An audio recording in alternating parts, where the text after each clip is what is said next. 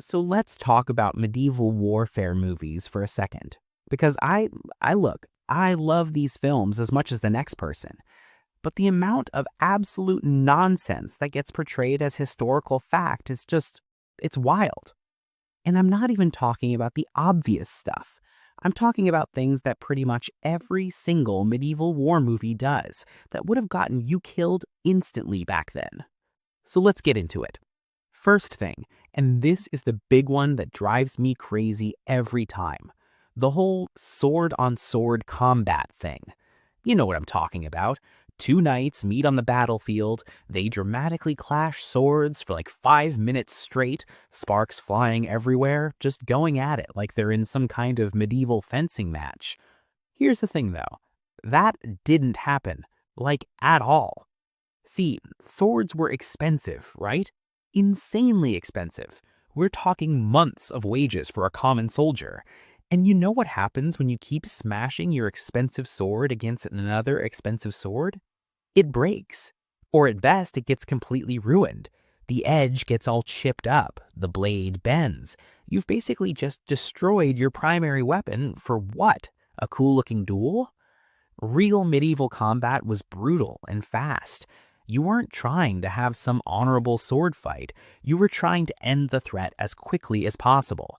That meant grappling, using your pommel to bash someone's face in. Half swording, where you grip your blade halfway down to use it like a short spear to find gaps in armor.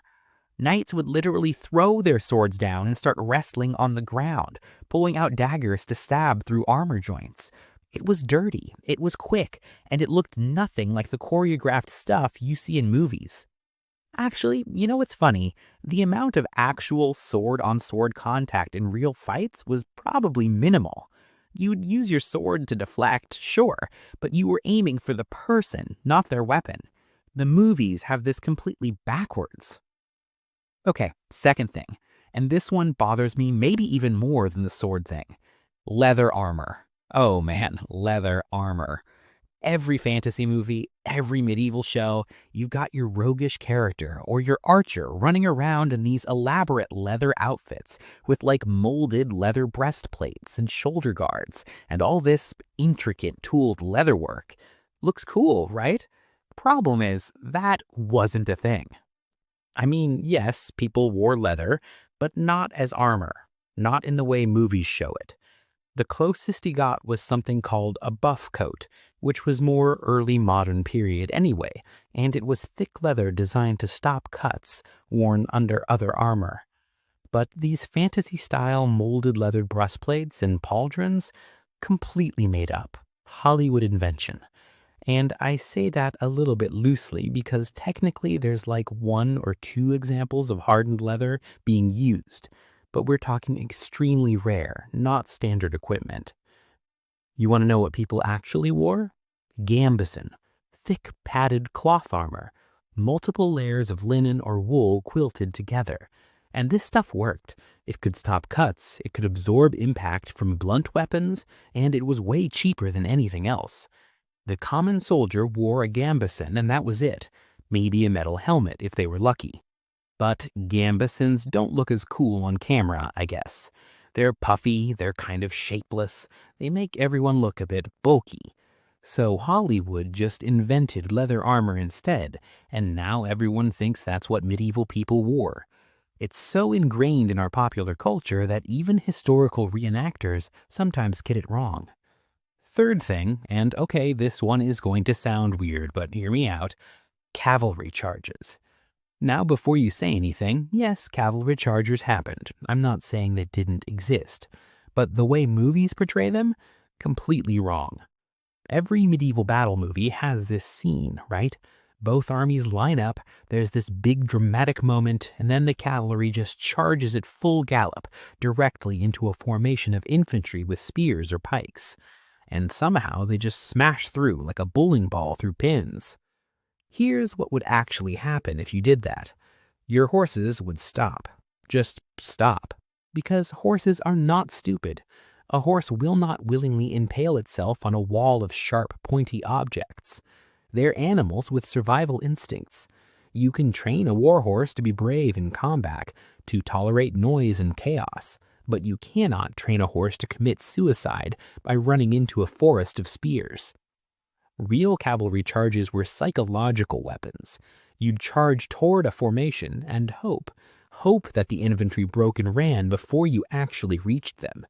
Because if they held their ground, if they kept their spear wall intact, you had to pull up or go round. The horses would refuse to continue. What cavalry was actually really good at was pursuing routed enemies and hitting flanks or rear formations. You catch an army that's already breaking and running, that's when cavalry became devastating. But this Hollywood thing where heavy cavalry just plows through prepared infantry formations, nope. The Battle of Stirling Bridge is a great example. English cavalry couldn't break the Scottish pike formations, and when they tried to force it, it went badly. Actually, there's this great account from, I think it was the Battle of Bannockburn, where the English cavalry tried to charge the Scottish schiltrons, these circular pike formations, and the horses just refused to close the distance. The riders were whipping them, spurring them, and the horses were basically like, absolutely not, I'm not doing this. Fourth thing, and this is everywhere in these movies, flaming arrows. Oh man. The dramatic scene where one side shoots thousands of flaming arrows into the night sky. They arc beautifully through the darkness and then rain down on the enemy, setting everything on fire. Looks amazing, right? Basically pointless in reality. First off, keeping an arrow lit while it's flying through the air at high speed is really hard. You need a lot of flammable material attached to the arrow to keep it burning, which makes the arrow heavier and messes up the aerodynamics. Your range drops significantly, your accuracy drops, and you've just made your arrows way less effective as weapons. Second, what exactly are you setting on fire? Medieval armies didn't march around carrying kindling. Their clothes were wool or leather, which doesn't exactly burst into flames easily. Their equipment was metal and wood. Sure, if you hit a tent, he might start a fire, but in the middle of a battle, people are moving around, there's moisture from dew or rain, things are muddy. It's not like everything just instantly catches fire. The only time flaming arrows made sense was during sieges, and even then, very specific circumstances. If you were trying to set fire to siege equipment, or if the defenders were using them to illuminate attackers at night. But even during sieges, you could usually do more damage with regular arrows that you could shoot further and more accurately. But movies love them because they look incredible on screen. That visual of all those little fires arcing through the sky, perfect for trailers, perfect for epic battle scenes, completely impractical in actual warfare. The amount of resources you'd waste preparing flaming arrows when you could just shoot way more regular arrows more effectively, it makes no sense from a tactical standpoint. I mean, think about it. You're a commander. You can either have your archers shoot, 200 regular arrows each that fly far and hit hard, or you can have them spend time wrapping arrows in oil-soaked cloth, lighting them on fire, and then shooting maybe half that number at reduced range and accuracy. Which one are you choosing? And the fifth thing, and honestly, this might be the most pervasive myth in all of medieval warfare movies, the idea that battles were just these chaotic free-for-all melees, where everyone's just swinging weapons at everyone else, and it's complete disorder. Real medieval battles were shockingly organized, like way more organized than you'd think. Armies fought in formations, they had units, they had commands, they had tactics. The shield wall was a real thing that required discipline and coordination. You stood shoulder to shoulder with your fellow soldiers, shields overlapping, and you worked as a unit. Breaking formation was how you died. The second you stepped out of your formation to go chasing after someone or to engage in some personal duel, you exposed yourself and your fellow soldiers. Battles were won by the side that maintained formation and discipline, not by individual heroics. And here's the thing movies never show. Battles had pauses, actual pauses in the fighting. because fighting in armor while swinging heavy weapons is exhausting. I mean, completely exhausting. You can't maintain that for hours. So battles would have these moments where both sides would pull back, catch their breath, reorganize. Sometimes they'd even negotiate during these pauses. The whole fighting from dawn till dusk without stopping thing, fantasy, pure fantasy. You'd be dead from exhaustion before you died from wounds. Real battles might last several hours, but that includes all the positioning, the pauses, the regrouping, the actual intense combat, much shorter bursts. And commanders weren't in the thick of it usually, dramatically sword fighting their opposite number. They were behind the lines or in relatively protected positions, directing troops, sending runners with orders, trying to maintain some kind of tactical control. Because if your commander dies in the first 5 minutes because he charged into combat to duel someone, congratulations, your army probably just lost. You see this in contemporary accounts too. They talk about formations, about units holding or breaking, about tactical maneuvers. They don't describe these insane free-for-alls where everyone's just individually fighting.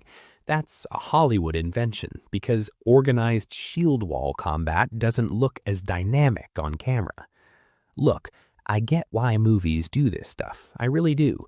The truth is often less visually spectacular than the fiction. A realistic medieval battle would be a lot of shoving in formation, short bursts of violence, people getting exhausted, arrows flying from distance. Not as cinematically exciting as elaborate sword duels and endless cavalry charges and walls of flame. But part of me wishes we'd get more historical accuracy, because the reality of medieval warfare is actually fascinating. The tactics, the strategy, the sheer physicality of it. The fact that formations and discipline mattered more than individual skill. That battles were won by logistics and morale as much as by combat. I don't know. Maybe I'm asking too much from entertainment movies. They're not documentaries. They're not trying to be historical textbooks. But when every single medieval movie perpetuates the same myths, it shapes how people understand history. And that's kind of a shame.